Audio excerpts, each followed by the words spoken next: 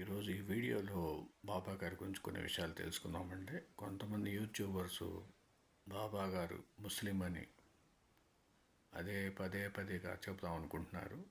అందులో ఎన్నిసార్లు చెప్పినా బాబా గారు ముస్లిం కాదు.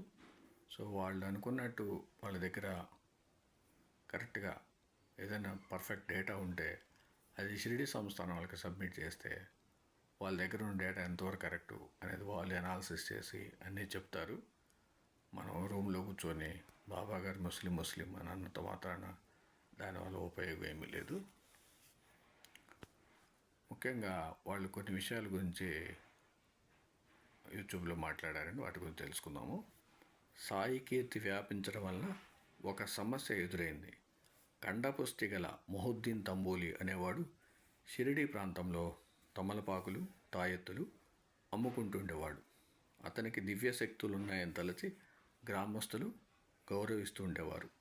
సాయి మహిమ వెల్లడవుతుంటే అతడు ఓర్వలేక ఒకనాడు షిరిడీలో తానైనా ఉండాలి, లేక సాయి అయినా ఉండాలి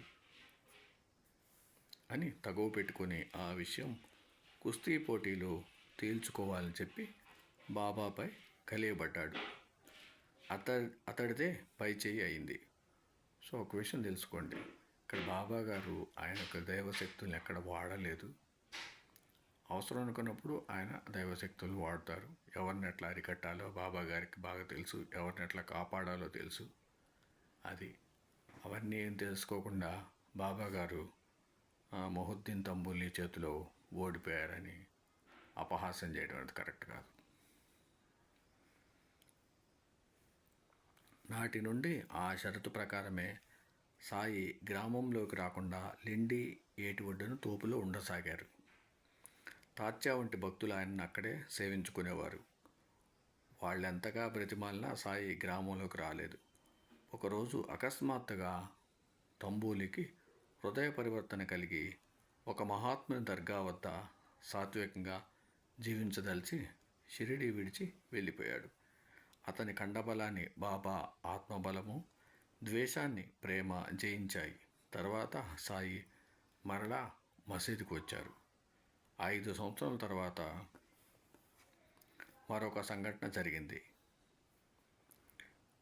అహ్మద్నగర్ నుండి జవహర్ అలీ అనే ముస్లిం ఒకడు రహటా వచ్చాడు. అతడు పండితుడు, మంచి మాటకారి. త్వరలో అతడు ఆ గ్రామస్తులను ఆకట్టుకొని ముస్లింలకు ఓ ప్రార్థనా స్థలం కట్టించసాగాడు. కానీ అతనిలో ప్రజలు అతని సంకుచితమైన మత దృష్టికి అసహించుకొని ఆ ఊరి నుండి వెళ్ళగొట్టారు. ఆలీ పారిపోయి వచ్చి షిరిడీలోని మసీదులో తలదాచుకున్నాడు. కానీ తన కుబుద్ధిని అంటే చెడ్డబుద్ధిని విడవలేదు.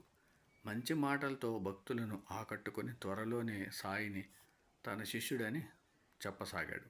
బాబా కూడా ఓరిమి వినయాలతో అలానే మెలగసాగారు.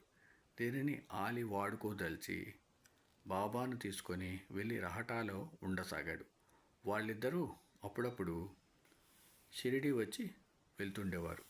భక్తులు అది భరించలేక బాబాను షిరిడీ తెచ్చుకోవడానికి రహటా వెళ్ళారు. అక్కడ ఈద్గా దగ్గర బాబా ఎదురై, ఈ ఆలి నన్ను ఎలాగూ పంపడు, అతడు పంపక నేను రాకూడదు, అతడు ముక్కోపి, మిమ్మల్ని చూస్తూనే విరుచుకుపడతాడు, అతడు వచ్చేలోగానే మీరు తిరిగిపోవడం మంచిది అన్నారు. అంతలో అతడు వచ్చి వారి తలంపు విని ఉగ్రుడయ్యాడు. చివరకు రాజీ కుదిరి గురు శిష్యులిద్దరినీ షిరిడీ తీసుకొచ్చారు. త్వరలోనే ఆలీ ప్రవర్తన నచ్చని భక్తులు అతనికి, దేవీదాసుకు వేదాంత చర్చ పెట్టారు. అందులో యువకుడైన దేవీదాసు ముందు వృద్ధుడు, పండితుడైన ఆలీ పరాభవం చెంది మరో రోజే ఎవరికి చెప్పకుండా బీజాపూర్కు వెళ్ళిపోయాడు.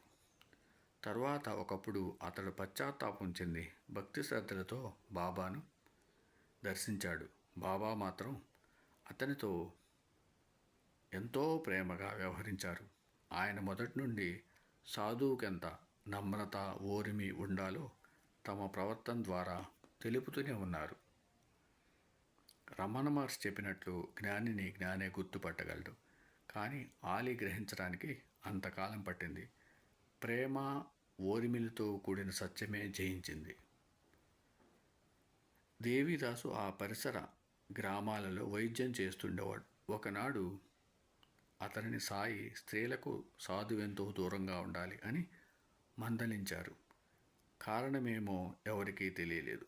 కొద్ది రోజుల తర్వాత ఒక శ్రీమంతురాలు అతని గురించి దుష్ప్రచారం చేస్తానని బెదిరించి అతనిని లోబరుచుకున్నది.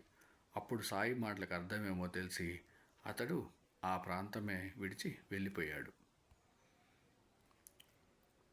బాబాగారు ముందే హెచ్చరించారు, ఏమని? స్త్రీలకు సాధువు ఎంతో దూరంగా ఉండాలని. జానకిదాసు మాత్రం సాయి హెచ్చరికలను జాగ్రత్తగా పాటించేవాడు. చివరకు అతడు షిరిడి నుండి వెళ్తుంటే భక్తులు అతనికి ఘనమైన వీడ్కోలు చెప్పారు. అప్పుడు అతని దివ్య వర్చస్సు వెలుగు రూపంలో మారుతి విగ్రహంలో లయమైంది. ఓం సమసద్గురు సాయినాథ్ మహారాజ్కి జయ. ఓం సమసద్గురు భరద్వాజ్ మహారాజ్కి జయ.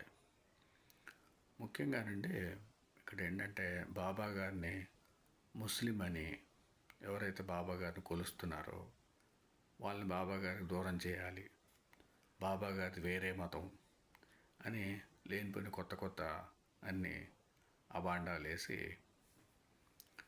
జనాల్ని డైవర్ట్ చేయాలని చూస్తున్నారు. కాబట్టి సాయిబాబా జీవిత చరిత్ర ప్రతినారాయణరావు గారు హేమాద్ పంతు మరాఠీలో రాస్తే దాన్ని గునాజీ ఇంగ్లీష్లో ట్రాన్స్లేట్ చేశారు. తెలుగులో ప్రతినారాయణరావు గారు ఇంగ్లీష్ నుంచి తెలుగులోకి అనువదించారు. అట్లాగే ఇక్రాల్ భరద్వాజ్ మాస్టర్ గారు సాయి లీలామృతం, అది కూడా అద్భుతమైన గ్రంథం. ఆ పుస్తకం కూడా చదవండి, చాలా విషయాలు తెలుస్తాయి. మనంతరం మనం తెలుసుకోవచ్చు. మొత్తం చదవకుండా కొంచెం చదవటం, వాళ్ళకి కావాల్సింది తీసుకోవడం, బాబా గారిని విమర్శించడం, అదే జయం అన్నమాట. అట్లాగే బాబా గారు మహాసమా చెందే ముందు వాజే అనే భక్తుడి చేత రామ విజయం 2 సార్లు చదివించుకొని విన్నారు. మరి రామ విజయంలో ఉండేది రాముడి గురించే కదా, అందులో ఎటువంటి సందేహమే లేదు. ఓం సమ సద్గురు సాయినాథ్ మహారాజ్కి జయ. ఓం సమ సద్గురు భరద్వాజ్ మహారాజ్కి జయ.